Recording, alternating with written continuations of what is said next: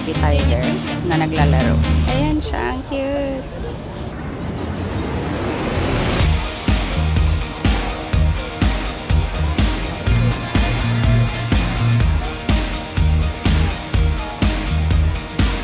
Good morning! So, this is our third day dito sa Ho Chi Minh. And ngayon, magbe-breakfast muna tayo sa Boniban New. Sana na-pronounce ko yun ng tama. Yung popular na breakfast dito sa Ho Chi Minh. Yung sizzling, parang sizzling ano siya, beef, ganon. So, since malapit lang siya sa ating hotel, ayan yung hotel natin, Calmet Hotel. Doon muna tayo magbe-breakfast para may energy tayo na naman sa full day nating activities ngayon. So, walking distance lang siya dito sa hotel ko.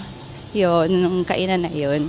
2 or less than 2 minutes kasi andito na siya. Ayan, dyan sa may kanto na yan. So, kain muna tayo dyan. Breakfast muna tayo dyan bago tayo mag-start ng ating day. Malapit lang siya. So, kung gusto nyo dito sa ayan, tawid na tayo. Walang masyadong motor.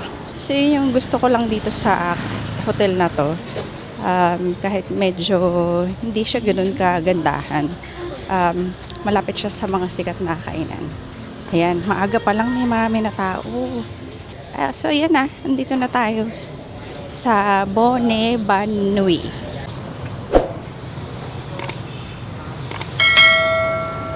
Ayan, pakita ko sa inyo yung updated na price niya. In case lang na gusto nyo yung malaman yung updated na price. Ito yun. So, as of April 2026, ito yung price ng mga pagkain dito sa Boniban Nui. Okay, pause nyo na lang guys. Ayan siya. Tapos, ito yung iba pa nilang ino-offer. Yan, may mga dim sum, tapos may soup, may mga parang appetizer. Tapos ito yung drinks. Okay, yan yung prices nila. Convert nyo na lang sa peso. So, kinuha na yung order natin. Antayin na lang natin i-serve. Siyempre, in-order natin yung pinaka-popular. And then, sa Little Hanoi na lang tayo mag-coffee. Thank you. Okay, let's eat habang mainit pa.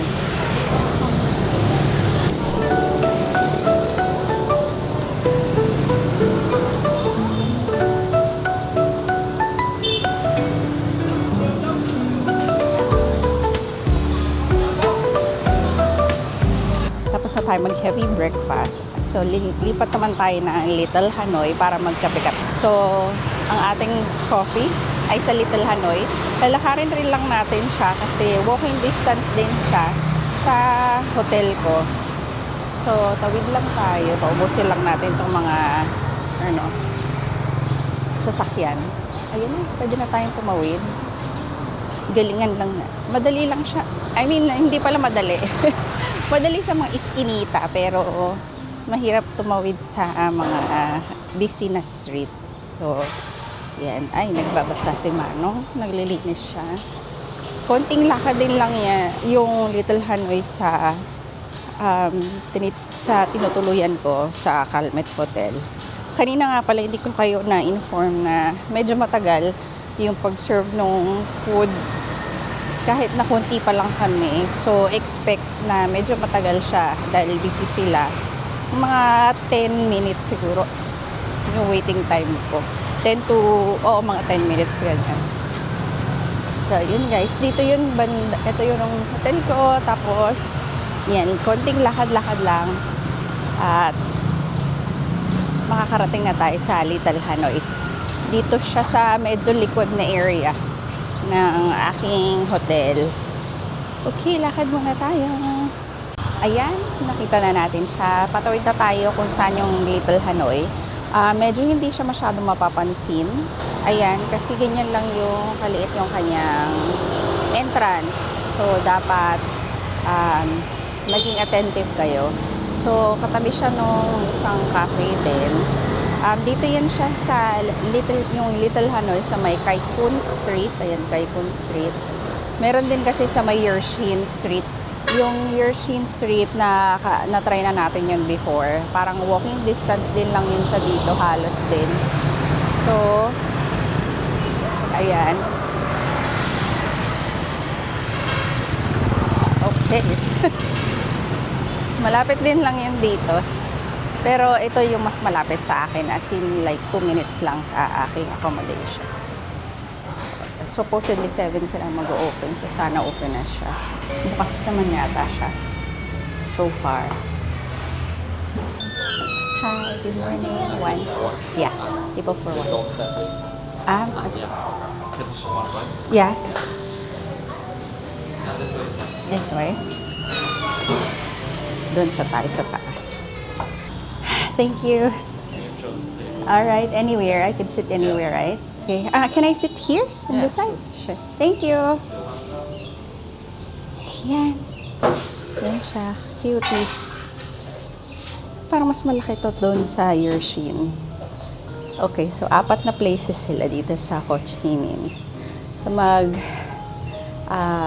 hindi ko masyadong naintindihan yung ibang lugar, pero search nyo na lang. Basta ito yung isa sa Kai Khun pala siya, hindi Kai Khun. Kai Khun, tapos Yershin, medyo malapit lang yun dito. Parang opposite side siya dito sa may Benta. Malapit ako sa may Bentan area. So, doon siya. And then, yung dalawa, i-search nyo na lang. Depende sa lugar ninyo kung saan kayo malapit. So, yun. Let's have coffee. Ay, hindi niya tinig yung order ko. Okay, dumating na yung order natin. So, yung in-order natin is yung egg coffee, tapos cinnamon orange tea. So, first time ko lang ito matatry yung cinnamon orange tea nila na hot. Meron din siyang cold. Both ito may hot and cold. So, mamili na lang kayo. Tikman natin itong cinnamon orange tea kasi hindi ko pa ito natatry. First time ko lang siya itatry dito sa Little Hanoi. Try natin kung masarap siya.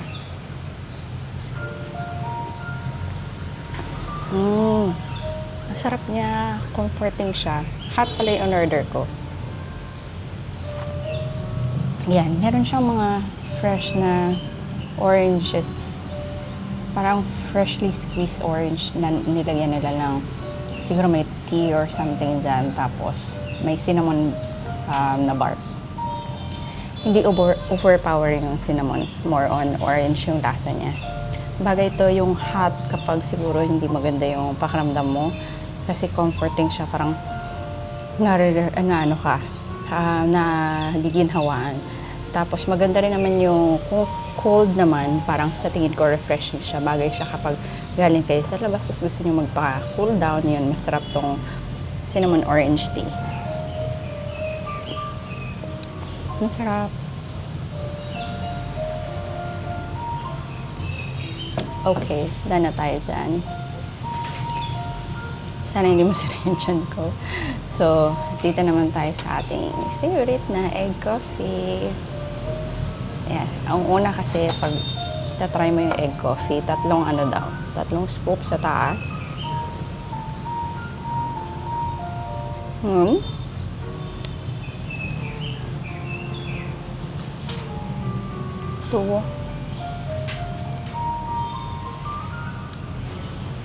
3, tapos haluin mo na siya. So, ganun daw yung pag-inom ng egg coffee. Toppings muna. Tapos, tsaka mo siya haluin. Parang dessert. Para ka nag-dessert, tapos magko-coffee ka. Ganun. Ayan. Chill muna tayo dito. At enjoy yung moment. Bago na naman tayo sumabak sa mga activities for today. Ayan, so tapos na tayo magbayad sa may cashier area niya dito sa 2nd floor. At bababa na tayo. So, yung total ng bill ko is 95,000 dong para doon sa egg coffee at saka sa tinry natin na cinnamon orange tea.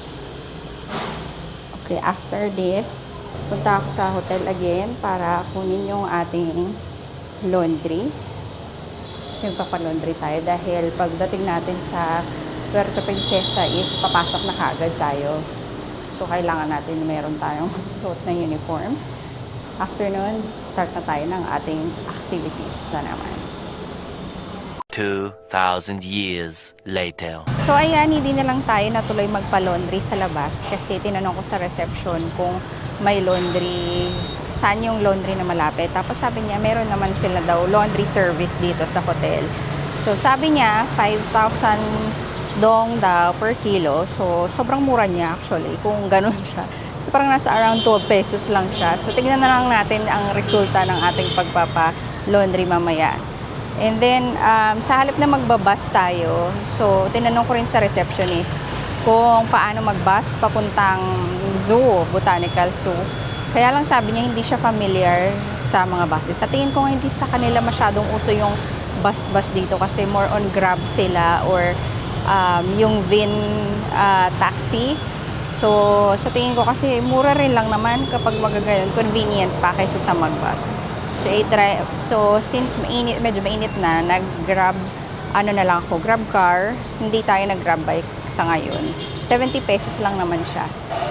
So, antayin na lang natin ang ating grab car.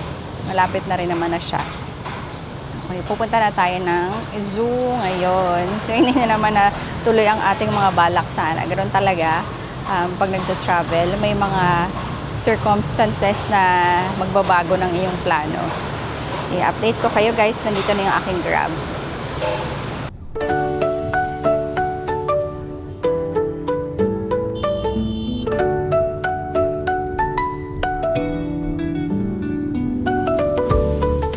So, andito na tayo ngayon sa may Saigon Zoo and Botanical Garden. Ayan. Parang ano lang sila, magkabilaang dulo lang sila ng Independence Palace. Medyo malayo, although medyo malayo, pero parang kumbaga magkatapatan silang dalawa. So, para may idea kayo, kung nakapunta na kayo ng Independence Palace, so itong Saigon Zoo ay katapat niyan,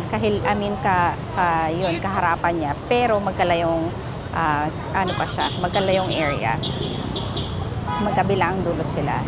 Weekend ngayon, so, sobrang daming tao. So kung plano nyo pumunta dito, huwag kayong pumunta ng ganitong time at saka ganitong oras kasi super gulo. Medyo magulo siya actually. Ang daming tao dito. So anyway, since nandito na tayo, huwag na nating sayangin yung oras. Pasok na tayo. May entrance fee siya na 60,000 dong, around 130 plus peso siya. So, tinignan ko sa Klook kung magkano yung price niya, 171 ata yung ganun. Parang mas mura siya kapag dito ka bibili ng ticket. So, pila na tayo. Thank you. Ayan, nakabili na tayo ng ticket natin. Ayan, 60,000 dong. So, makakapasok na tayo dito sa Saigon Zoo and Botanical Gardens. So, mayroon siyang gate doon. Ang laki niya. Ang laki ng area. I think may museum din dito. Ayan, parang may museum din. Hindi ako sure kung anong pangalan ng museum na yan. And, ayan siya, ang entrance. Ang laki. Daming tao, pero naman siya. Malaki yung area. So, pasok na tayo sa gate. Thank you. Ayun. So, in-scan lang siya dun sa gate niyan. And we are here inside. Hindi ko alam kung ano uunahin natin. Hindi naman siya masyadong mainit. Kasi maraming puno. So, para lang siya talagang park. Ganyan, tambay-tambayan. Sana, ayun, meron guide. Tingnan natin yung guide. Kaya lang hindi siya masyadong, parang hindi siya English. Yan yung capybara daw at saka doon. Tingnan natin, excited na ako. Ayan, the kid in me is so excited. Oh, ganda. Ha! Okay, kahit hindi siya masyado maaraw, pero humid. Humid kasi. Kaya pinagpapawisan pa rin tayo. So magdala kayo ng towel. Ay, nakalimutan ko magdala ng water at saka portable fan pag nandito kayo. At nakalimutan ko yung panyo. Ano ba yan? Nakalimutan ko yung panyo ko, pero may tissue naman tayo. So yan, for the malinaw na version, i-post nyo na lang at screenshot para may guide kayo kung makakatulong siya. Pero kahit naman siguro, explore nyo na lang itong lugar na to. Malawak naman siya kung may mahaba yung oras ninyo. Sa tingin ko, kaya naman siyang libutin ng ilang oras. So try natin dun sa cable car ngayon para hindi na tayo masyado mapagod at magka-idea tayo. Ito ayan, try natin sumakay dyan. For sure may bayad yan. Tingnan natin kung magkano yung price. So ayan pala yung ticket area. Dito bibili para makasakay doon. So bili na tayo kasi para makahabol tayo. Katapat din lang niya yung ticket area. Nakita ko na, ayun. I think 30,000 doon siya. So mga nasa around 70 pesos, ganyan. So magano na lang tayo para makalibot tayo. So 30,000 doon nga siya. At mabilis rin lang. Doon tayo sa hunahan ng konti. Thank you, Lord. 1. Chị lên chân. Can I sit here? Okay. Pakita lang yung ticket yung pupunitin nga na. Okay. Kaya natin na mapuno ito. Whee! Yan. Start na tayo. Yay! Yan. Okay. Easiest way na makakapaglibot-libot sa murang halaga.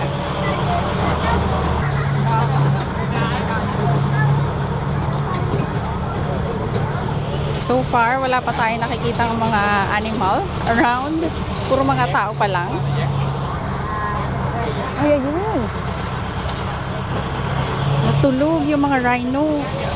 Totoo ba to? Para silang statwa.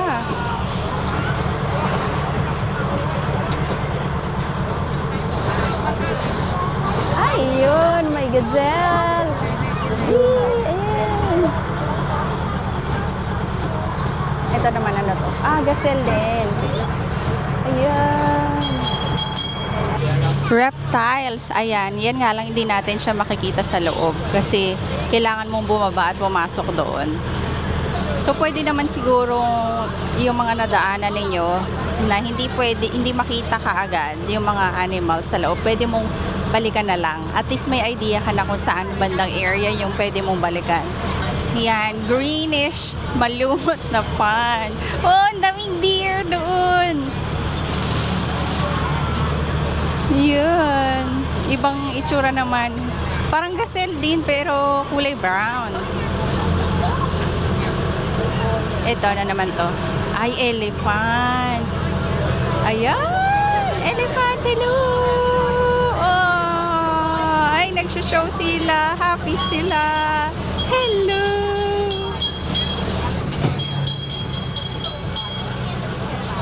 Ay, humingi sila ng food. Gutom. Medyo smelly.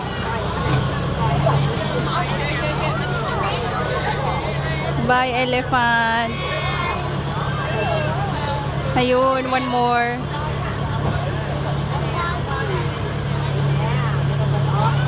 Elephant. Oh, giraffe. Ayun. Hello, giraffe. Nakakulong lang siya. Ba't hindi siya pinakawalan? Hindi. Ayaw niya lang lumabas. Baka nainitan. Ay, ayun. Yung mga barkada niya. Mga birds niya. Hello. Ay, meron din palang ganito sa loob ng zoo. May Ferris wheel din. Ang galing. Ayan. Pero parang walang masyadong sumasakay at wala yung operator. Nasaan kaya siya? So may ganito para sa mga kiddos. And more. Ito naman, deer. Hi! Hello! Ang dami nila. Hala, ang dami nila. Baho lang nga. Hello, reindeer. Ito naman, alligator. Oh, ayun. Sa mga swamp. Alligator ba yan o crocodile? Hay! May black swan. Ay, tama ba? Oo, black swan. Ayan, so nata-traffic kami kasi maraming mga bagets na nagkalat doon sa dadaanan. Merong school tour yata ngayon. Kaya yan. Hi, ang cute ng donkey. Ay! May turtle at donkey, magkasama sila. Tortoise pala. Magkasama sila sa enclosure. Yan yung cute ng mga donkey.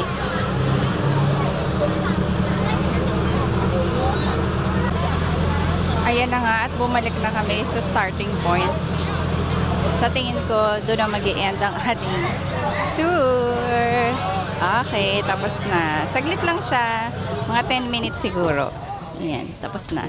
At least nakita na natin yung kung nasaan yung mga enclosure ng mga animals. At kung may gusto kayong balikan, pwede nyong balikan. Isang ikot pala siya. Yung buong zoo. So ito isang mas malinaw-linaw siguro ito na map. Kanina parang inikot lang natin yung area na to. So madali na lang ninyong kung halimbawa sumakay kayo doon sa parang train, madali na lang ninyong mapupuntahan or mababalikan ulit yung mga animals na gusto nyo pang balikan ulit para mas may close encounter kayo. Kasi kapag sumakay kayo doon, syempre hindi kayo makakalapit, hindi kayo bababa. Daan lang talaga. Nasa lang naman siya. 70 pesos. So worth it naman siya. Kaya kung halimbawa nasa sa inyo yan, kung maggagano kayo, kung halimbawa masyado kayong marami, i-ano nyo na lang kung worth it ba yung sumakay doon or kayo na lang ang mag-DIY na maglibot-libot. Pero sa akin maganda siya kasi may idea ka na kung saan ka pupunta. Tip lang, huwag kayong pumunta ng weekend dito sa Zoo and Botanical Garden kasi masyado maraming tao. And also, okay naman siya sa mga kids. Hindi naman siya masyado mainit.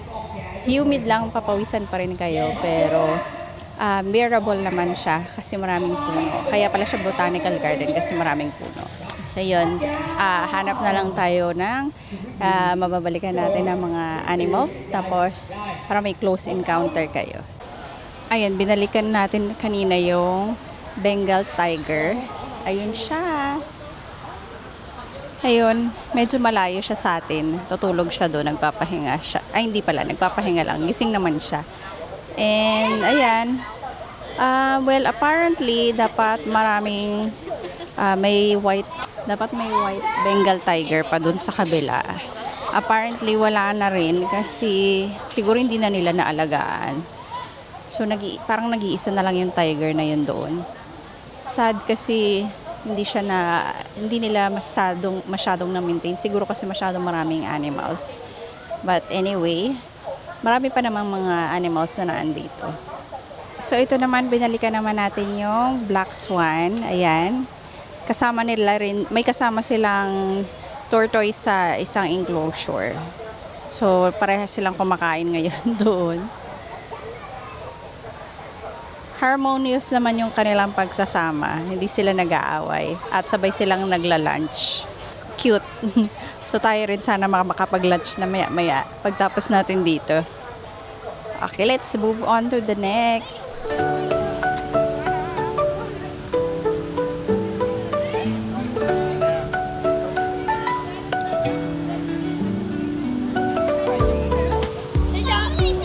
Nakarating na tayo dito sa mga reindeer. Nakakatuwa kasi sobrang lapit-lapit mo lang sila. Hindi sila mga, kumbaga, aggressive na animals. Kaya medyo malalapitan mo sila.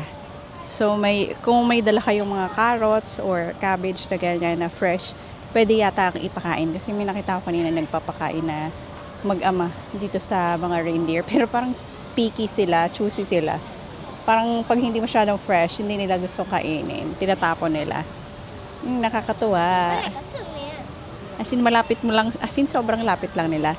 And by the way nga pala ha, medyo may mga enclosure na medyo maamoy yung mga ano nila, dumi nila. So, yun lang, sinasabihan ko lang kayo in advance. So, yun. So, nandito naman tayo sa mga reptiles. Yung hindi natin masyado nakita kanina kasi hindi to nadaanan ng train kanina. So, yun. Wala kasi nakalagay na kung ano siya. So, yan. Isa sa mga reptiles. Ito, sila. May mga kasama rin silang turtle sa loob na enclosure. Ayan, meron din naman palang mga tiger na magkakasama sa enclosure. And ito yung dalawa na yun. Ang sweet! Ayan, ang sweet nila. Ayun. Naglalaro silang dalawa. Ayan. Finally, nakakita tayo ng isang happy tiger na naglalaro. Ayan siya, ang cute. So, ito naman, binalikan naman natin yung elephant. Dito naman tayo mag-up close and personal dun sa kaninang playful na elephant. Mukha namang well-fed sila. Mukhang lunchtime na nila at kasi alas 12 na. So may oras din pala talaga yata sila ng oras ng pagkain. Same lang sa tao. So baka pahiwatig na rin na dapat na mag-lunch tayo. So last na lang natin yung sa rhino and then ano na tayo dito. Wrap up na tayo dito sa Saigon Zoo and Botanical Garden.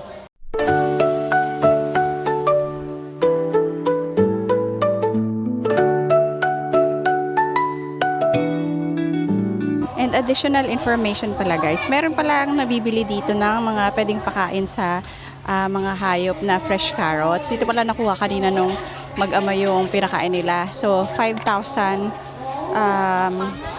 dong yung parang per bundle or set na ipapakain doon sa mga animals. So, meron naman palang mabibilan. So, nandito na tayo sa pinakaumpisa ulit sa may rhino. And sadly, ayan, tulog pa rin siya.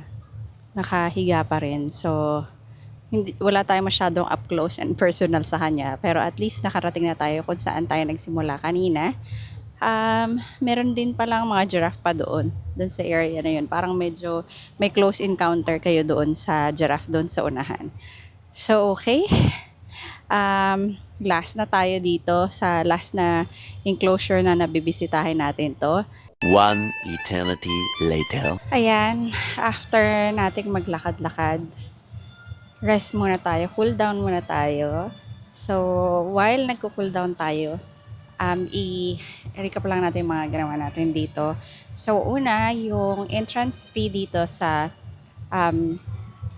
Saigon Zoo and Botanical Garden ay 60,000 dong para sa mga adults. Tapos, 40,000 dong naman yun para sa mga bata. Tapos, yung kanina sinakyan natin na train kanina na naglibot-libot tayo is 30,000 dong. Separate pa yon sa binayaran nyo na entrance. Pagkatapos, pag bata naman is 20,000 dong siya. So, I advise na mag-train muna kayo para alam niyo yung mga babalikan ninyo or mga pupuntahan ninyo na mga enclosures ng mga animals para mas ma-familiarize na kayo. And then, yung mga balikan nyo na lang yung mga gusto nyong balikan. Tapos, maganda rin dito sa zoo is hindi lang siya kumbaga mga animals, meron ding mga palaruan para sa mga bata, sa mga kiddos ninyo. Tapos meron din for youth na mga laro na mga parang sa mga theme parks ganyan. Meron din sila na sa tingin ko magi-enjoy din sila dito. So don't worry sa mga gagawin nyo dito sa Saigon Zoo Kasi maraming mga activities meron. And then, if nag-worry kayo kung meron bang CR, may mga toilet din around. Tapos, picturean nyo na lang yung map na kanina na pinakita ko sa inyo para makita ninyo yung kung saan yung like yung for example toilet. Tapos, don't worry din kasi meron din mga bilihan ng mga snacks in case medyo magutom yung mga kiddos ninyo or yung mga teenager ninyo na anak, meron bilihan ng mga snacks. Tapos meron ding mga laruan like yung bubbles, ganyan. So maraming activities na magagawa dito sa Saigon Zoo and Botanical Garden. Kaya pala siya medyo marami rin yung pupunta dito. So for family talaga ito. So, at least may option kayo dito kapag nandito kayo sa Ho Chi Minh. Kapag may mga kasama kayong mga bata, yun, meron kayong other option na pwede nyong pagpasyalan. And take note lang na mas maganda siguro na gawin ninyo yung pamamasyal dito ng hindi weekend para hindi ganun karaming tao. So, ano pa ba? So, yun, so far, nag-enjoy naman ako dito.